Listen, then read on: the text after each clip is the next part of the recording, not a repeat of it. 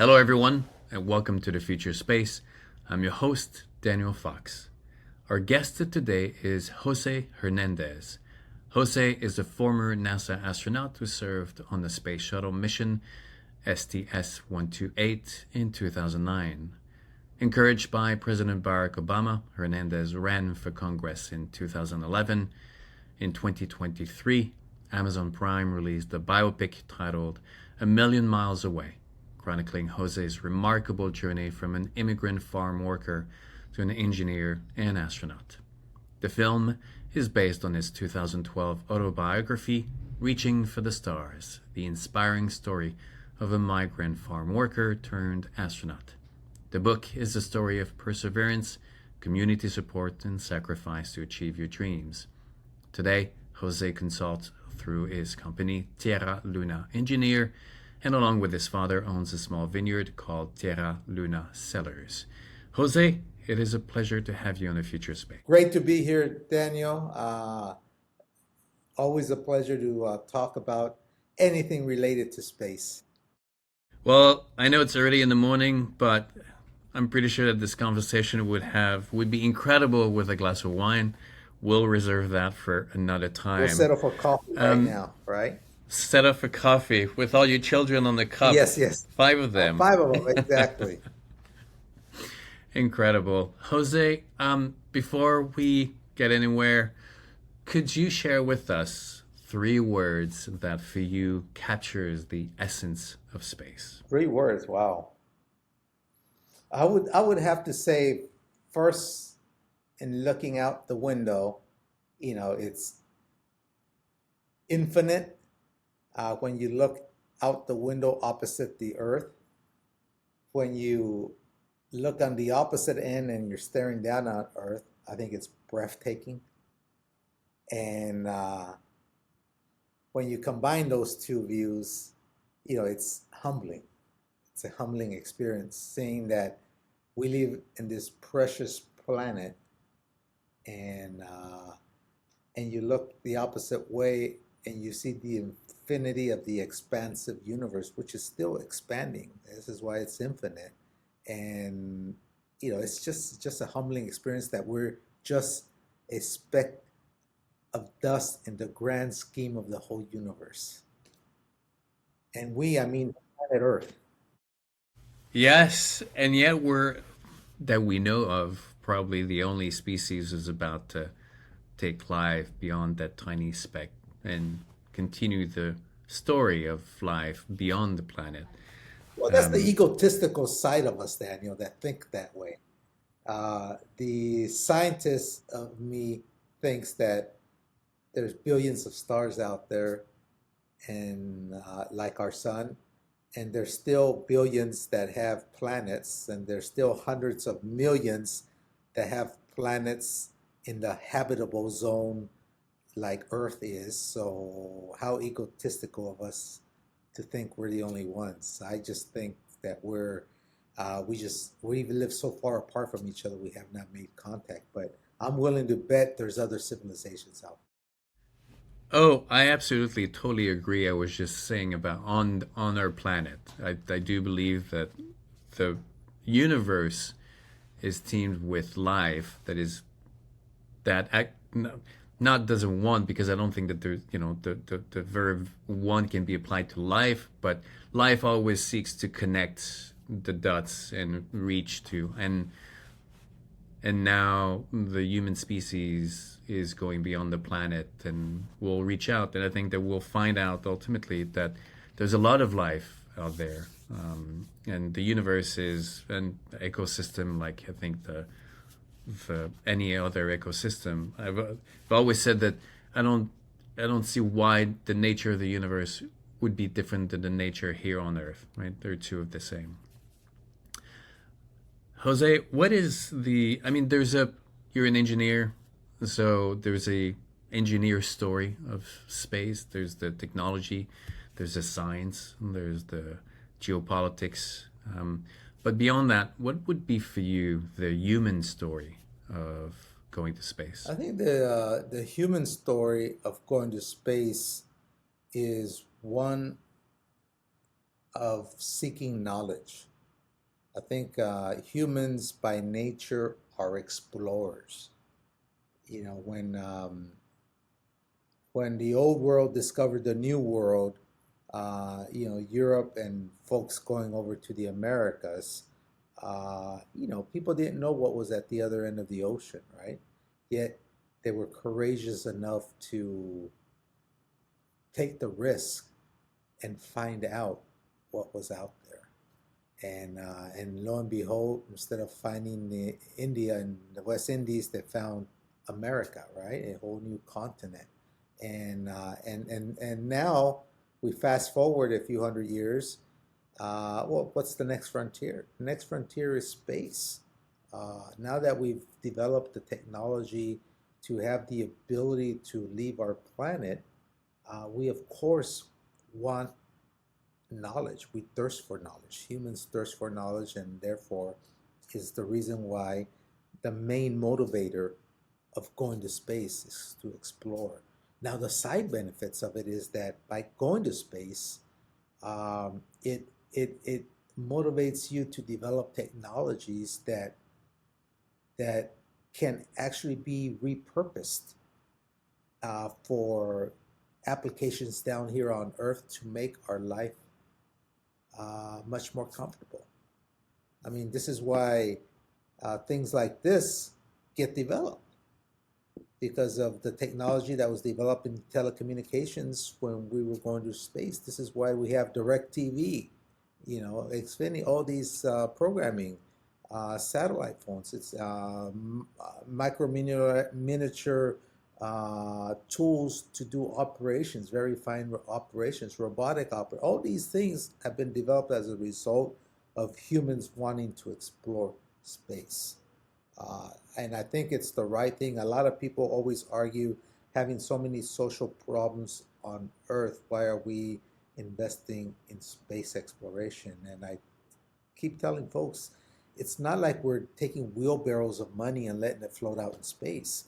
I mean, the development of space exploration creates good, high-paying jobs here in the United States. There's a study out there that says for every dollar the government of the U.S., of the United States, spends on NASA, they can document $6 in rate of return in the form of taxes of spin-off technologies. So if you look at it from a business perspective, it makes total sense. They're getting a return on their investment, an ROI of 6 times. Which investor wouldn't like that? Obviously, it's over a long period of times, but for a country, I mean, I think that model works. We also need to understand what we can do in space, what our capabilities are. There's always talk of an asteroid that one day may hit our planet and be able to destroy civilization as we know it.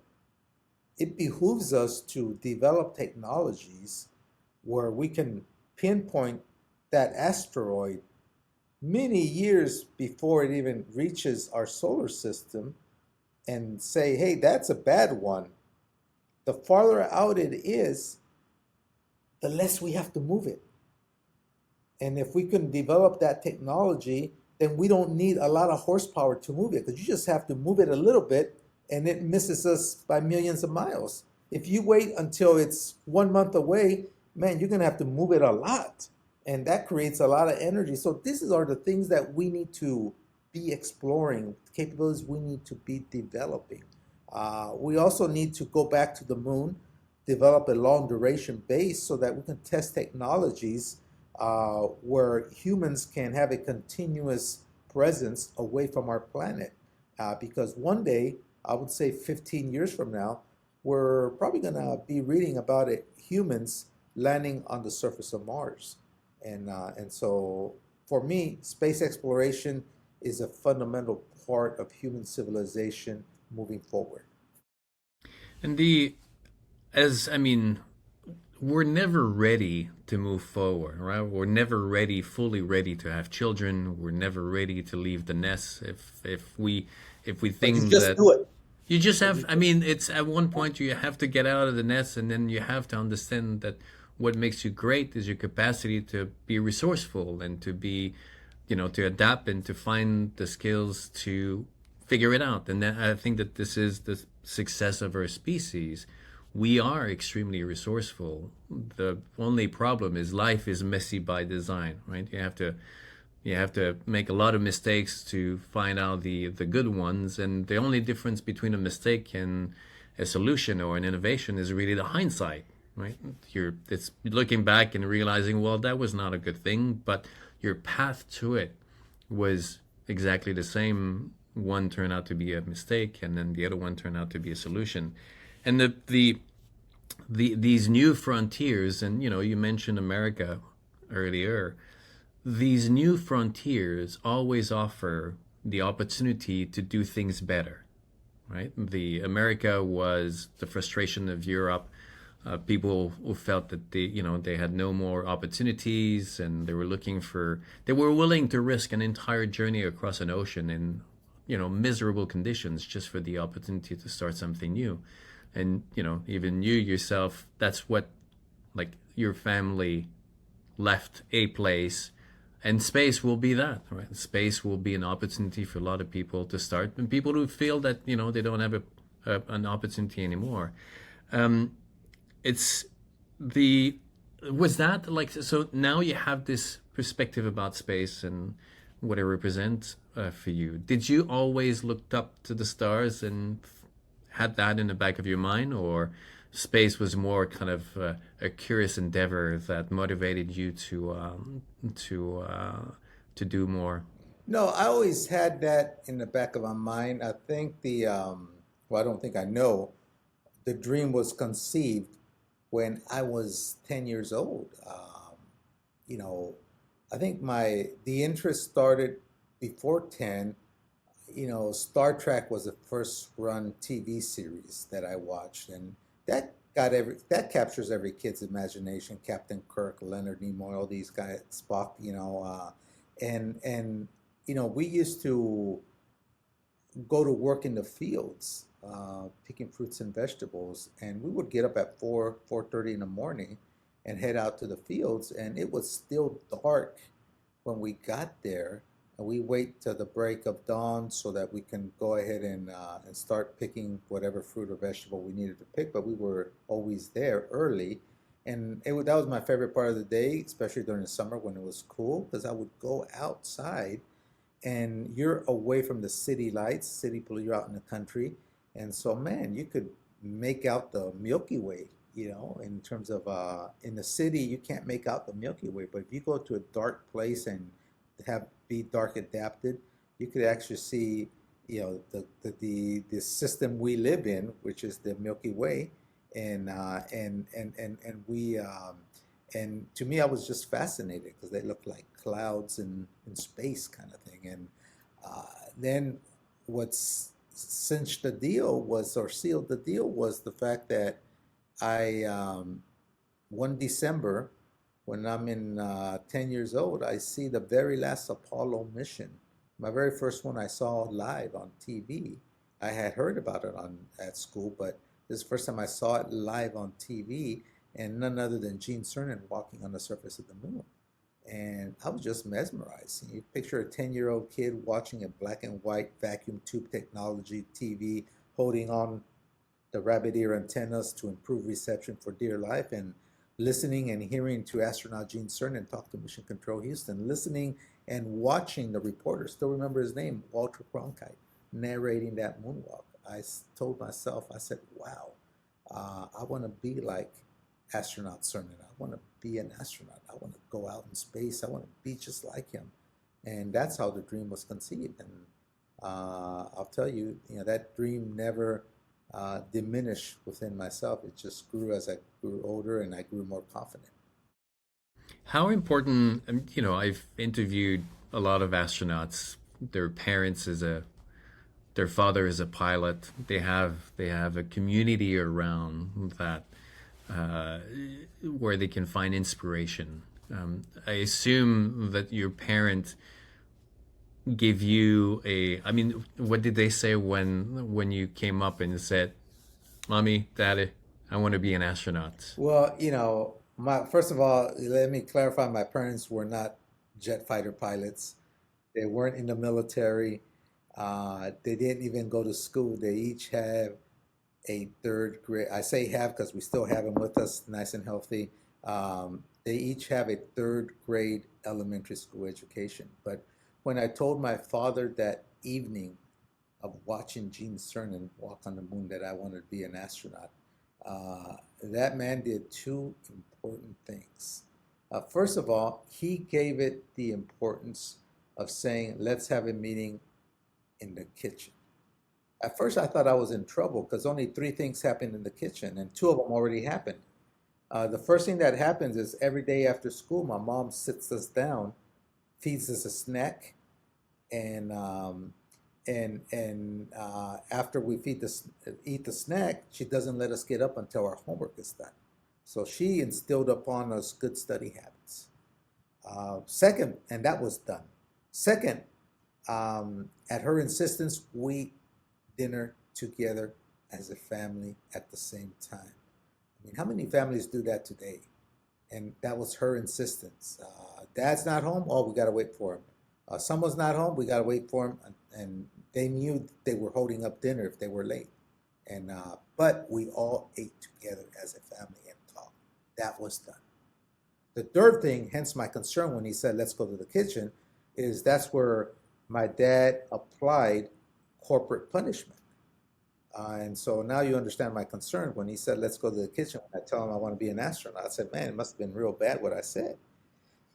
But he wasn't mad. He was actually very curious, and he did two important things. The first thing he does is he validates the dream. I mean, that's the power of empowerment. When someone you admire tells you you can do this, it empowers you into believing. And that's what my father did to that 10-year-old kid, is he empowered. In spite of his third grade education, he had the wisdom to do those two important things. First, empowering me. Second, feeding me a recipe to success. And that recipe to success, had 5 ingredients. First, he said, you really want to do this? You got to define your purpose in life. So what is your purpose? Second, he said, you got to recognize what your current situation is. How far are you from that goal? Why? Because the third thing you got to do is you got to draw yourself a roadmap from where you know where you're at to where you want to go. You have to know the way to your destination. You got to draw yourself a roadmap. And that begins by recognizing where you're at that point in life. And then fourth, he says, you got to prepare yourself according to the challenge you picked in life. And he told me, and you picked a hard one. So there's college and then some. And then fifth and final, he points outside the kitchen window and says, that effort you put out Saturdays and Sundays, 7 days a week during the summer, picking fruits and vegetables with your siblings, mom and dad? I said, yeah. He points to my books on the kitchen table and says, you put that effort there. And when you get a job after college, you put that effort in your job. He said, you mix that up, and that's the recipe to succeed. His parting words that day was, always give more than what people expect out of you. Always give more. And your kids have been getting the same speech, I hope? Yes, absolutely. They've heard it. We've taken a page from my parents' playbook and we've preached it to them. We've empowered them. We've facilitated their roadway a lot simpler than ours. Less bumps on the road, and they've done well. I mean, all of them have been in college. All of them are college graduates. My last one is in his third year mechanical engineering. The oldest one just graduated from Purdue with his PhD in aerospace, and guess what he wants to do when he grows up? So he's following his dad's footsteps. Best piece of advice I gave him was read my book. Congratulations, Jose. It's amazing that within 2 generations, and places like America, and we're talking about space, creating these opportunities where, in one generation you can change every. But there's a lot of cases. There's a lot of cases, Daniel, that and that was our biggest concern when we grew up. There's a lot of cases where, in my generation, for example, when I grew up having nothing, I mean, what motivated me was yearning for a better life, and that's what got me. When my wife and I got married, she's also a former migrant farm worker, same conditions I grew up in. What worried us was, okay, now we're living, I'm a college graduate, she's a college graduate, so now we're living a middle income life. Our kids have phones, our kids have iPads, our kids have computers. They're not suffering of not having things that we didn't.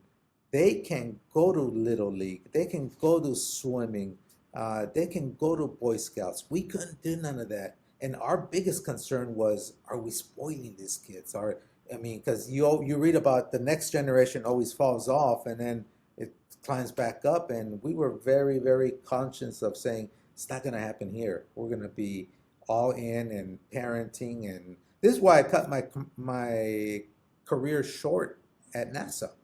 I came back home to California to raise my kids because when I flew, um, they announced the retirement of the shuttle fleet after I returned. So there was going to be no more flights. The only flights available were going to be with the Russians. And that was almost a 3-year training program, 80% of the time in Russia.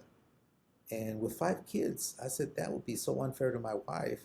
And my oldest was 15. My youngest was about 6, 7. And I said, man, I can't do that to my wife.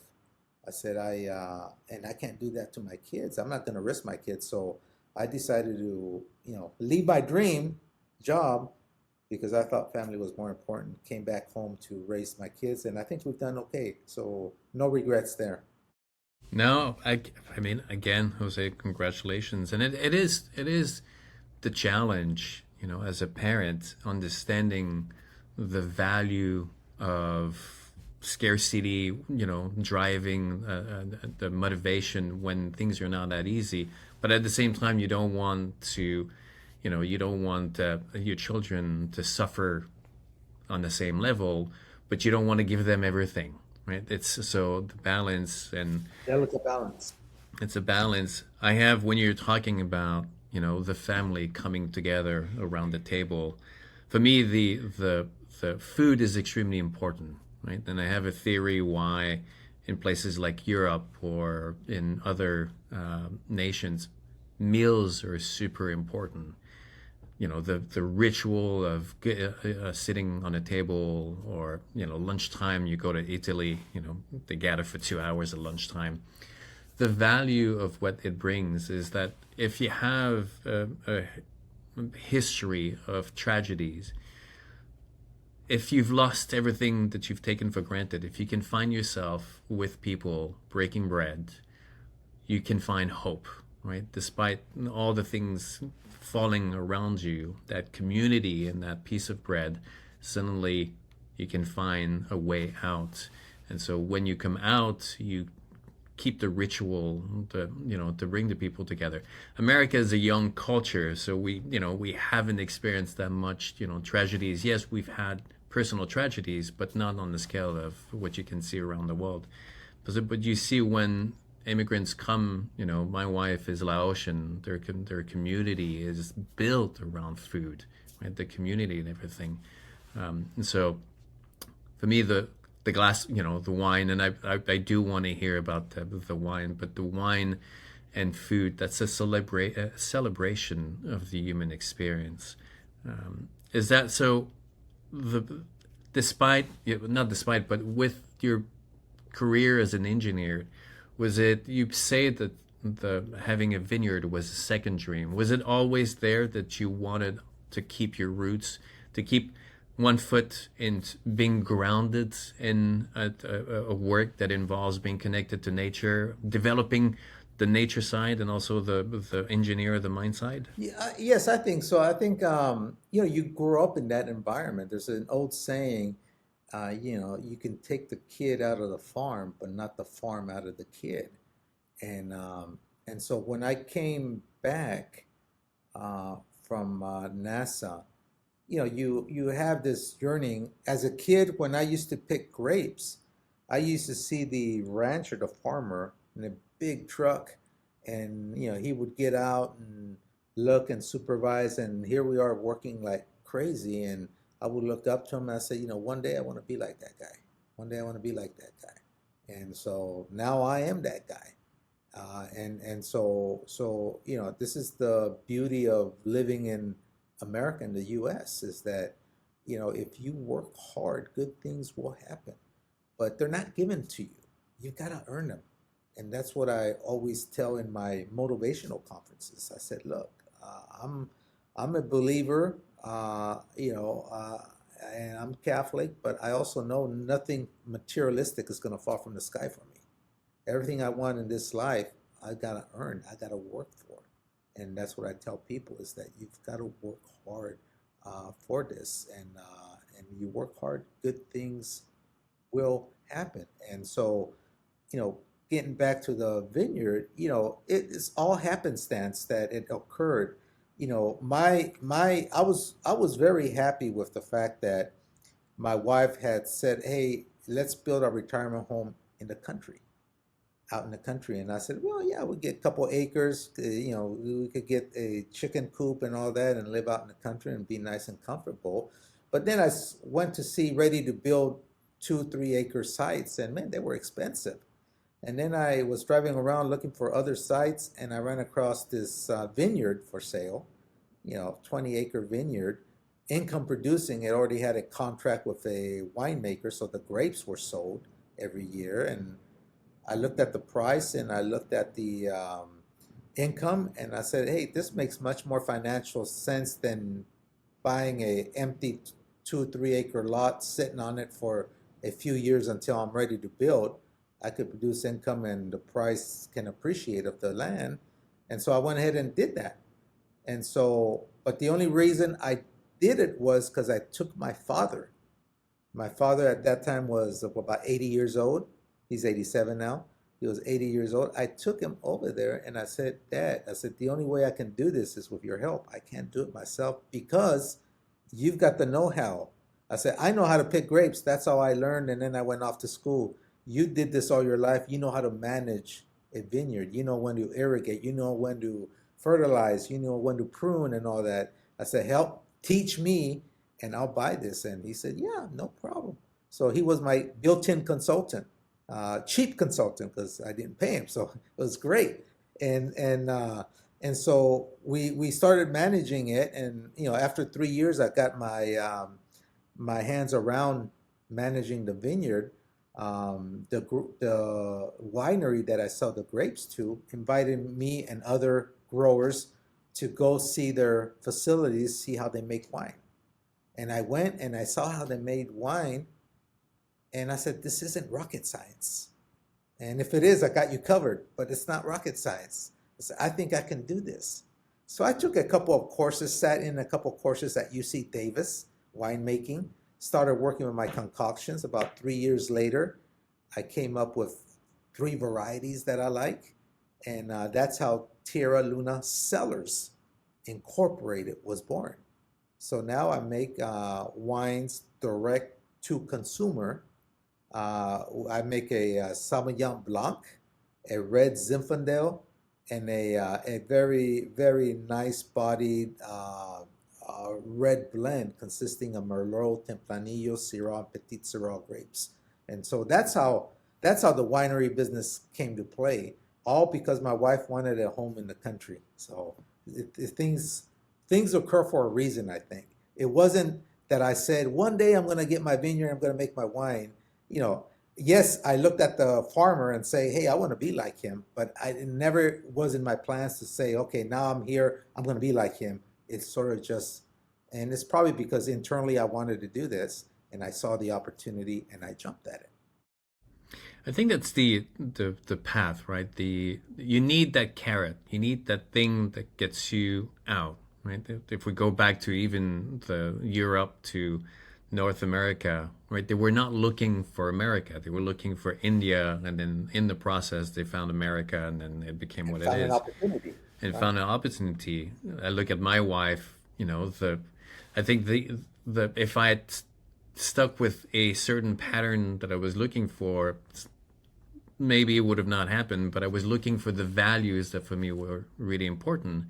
And you have to recognize those values or those opportunities when they present themselves. They're not always in the shape and form that you're thinking, but it's the essence of it. And so for you, looking for a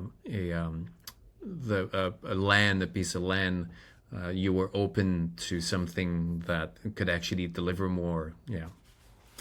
The Jose, I'm kind of interested. I ran before when I did my solo with Feel the Wild, the solo wilderness expeditions. I would often interview people and I would ask them about nature, three things that nature taught them.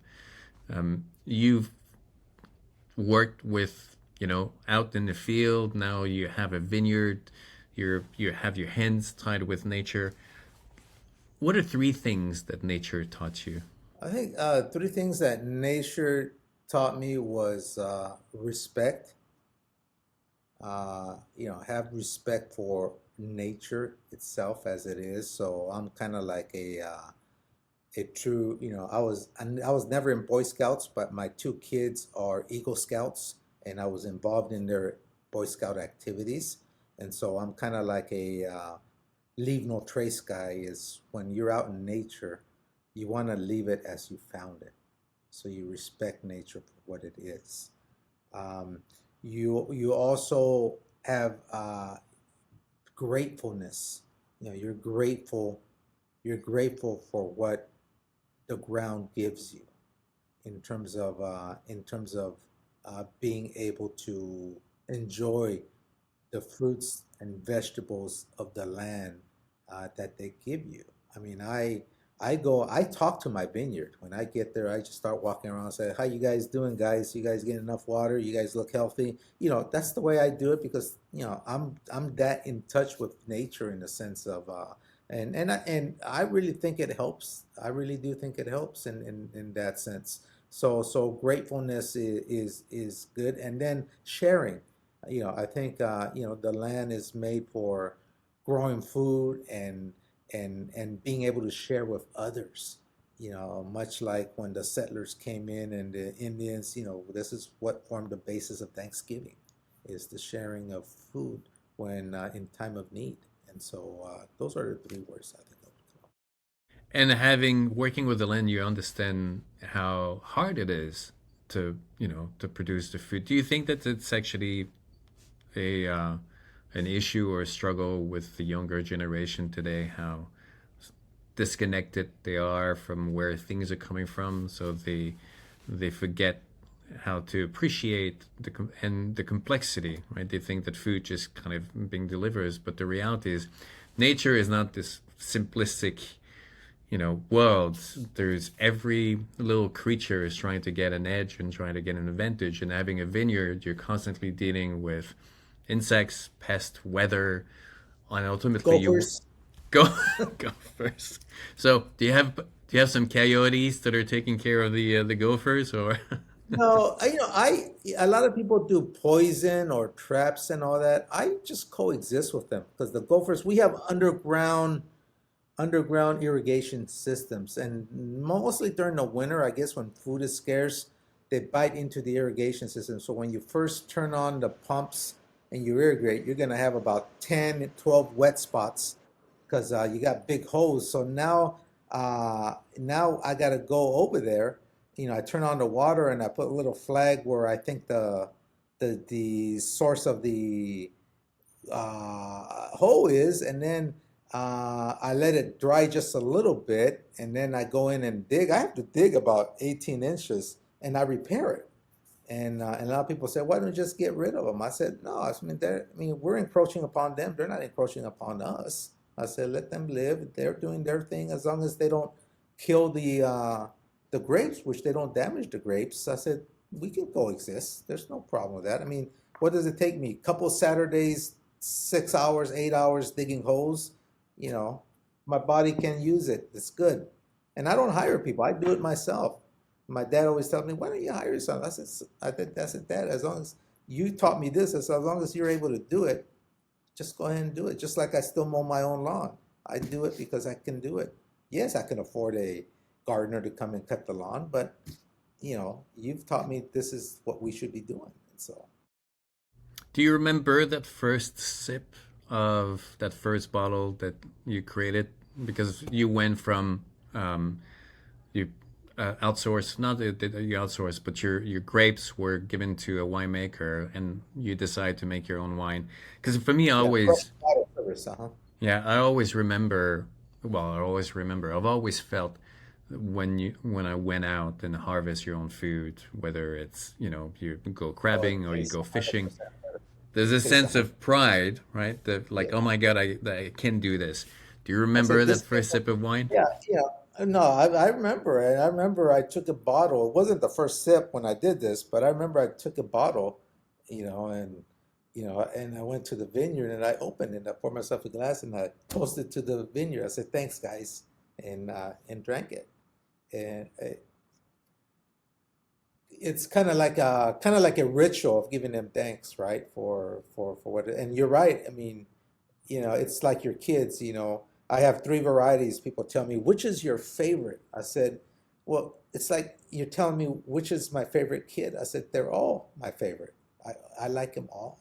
And then that's the way I feel with my three varieties. I don't have a favorite. And now I will tell you, I've entered them into competition. Last year at the Los Angeles International Wine Competition, my red blend got me a silver medal, and red Zinfandel got me a bronze medal. So even to the critics, it's pretty good wine, and I have to concur. I mean, obviously, I have to say that because they're my babies. They're good-looking babies, right? They're pretty, but other people may not see it. But according to judges at the Los Angeles International Wine Competition of 2023, they were silver and bronze medalists. Congratulations, Jose. It's one thing that the for me I've always resonated more, right? In Europe, wine is not an alcohol; it's a beverage at meals, and it's a culture around. Here, there's always the stigma that wine is alcohol, and then there's a different relationship. Oh, in Europe, you give it to a 12-year-old kid, Yeah. 13-year-old kid with Yep. with dinner, Yep. right? With the dinner, you serve, yeah. The now your consulting company is called Tierra Luna. Your vineyard is called Tierra Luna. What's the so Earth, Moon? What's the story behind the between the two, or with the name? Well, caveat, it's my consulting is Tierra Luna Engineering, LLC. My wine is Tierra Luna Cellars Incorporated. And then the land itself is on a separate one, which is Tierra Luna Investments Incorporated. So I have like three small companies that I do that I manage. The significance, well, if you saw the movie, you would recall that my wife yearned to have a restaurant, right? And she yearned to have a restaurant, and I finally found her a place that we leased, and she opened her restaurant. She fulfilled her dream, and she called it Tierra Luna Grill, Earth Moon Grill, and of course it was a Mexican restaurant, and was highly successful. Was she ran it for 6 years while we were over there. We sold it when we came back to California, but because you can't run a restaurant from afar. But the thing is, the name she thought of it, it was Earth Moon Grill. Now tierra has a double meaning of earth and dirt. So the astronaut code word, it was a favorite spot for my astronaut colleagues to go eat dinner. They took their families and stuff. They would say, let's go to Dirt Moon Grill, because tierra also means dirt. So it's really Earth Moon Grill, but they said, let's go to Dirt Moon Grill.